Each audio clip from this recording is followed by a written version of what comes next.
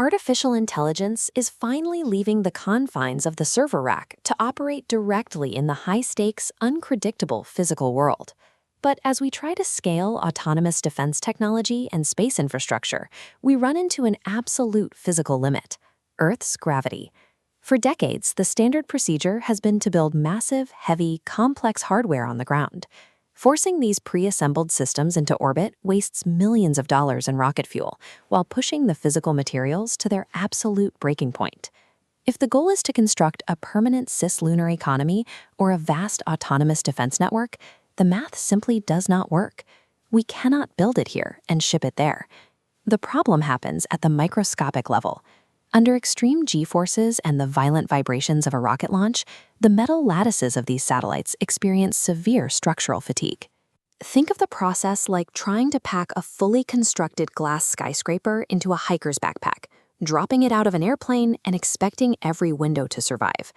Legacy aerospace companies are forced to cram rigid mass into tiny payload fairings. This physical constraint places a hard ceiling on the size and capability of anything we send into orbit.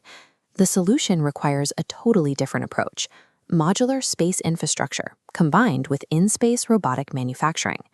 Instead of launching the fragile skyscraper, you launch dense spools of raw material alongside a robotic architect.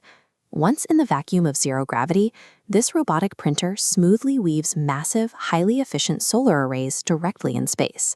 Redwire is the company leading this engineering transition. They are utilizing this frictionless manufacturing process to dominate the modular aerospace sector.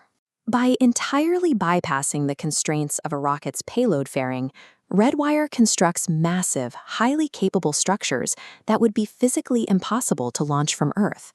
They have taken this modular hardware approach and strategically expanded it to unify two distinct markets: space infrastructure and autonomous defense systems.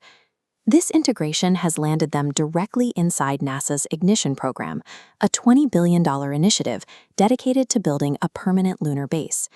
They are also an eligible vendor in the Missile Defense Agency's SHIELD contract, giving them access to the $151 billion Golden Dome Initiative pipeline.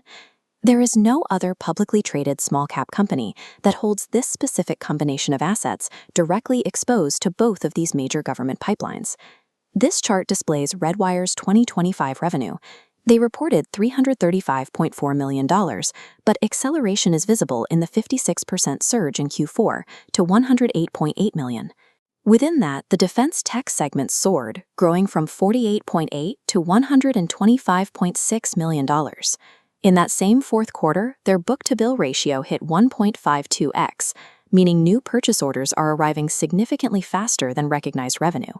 As a result, the contracted backlog sits at a massive $411.2 million. However, scaling this hardware requires heavy upfront capital, and Redwire currently operates with a high operating cash burn. The ultimate test for the company is whether they can execute on these contracts and convert this massive backlog into actual, sustained cash flow. This visualization compares revenue multiples in the space sector. With a $2 billion market cap against its revenue, Redwire trades at roughly 6 times trailing sales. For context, its primary market comparable, Rocket Lab, currently trades at nearly a 60x multiple. Wall Street is watching this gap. Currently, 8 different analysts have issued a strong buy rating on the stock, with an average price target implying roughly 32% upside. But this remains a patient capital trade. For the valuation gap to close, Redwire's execution on their defense and space contracts must be nearly perfect. Successful execution establishes Redwire as the foundational, currently undervalued architect of the off-world industrial revolution.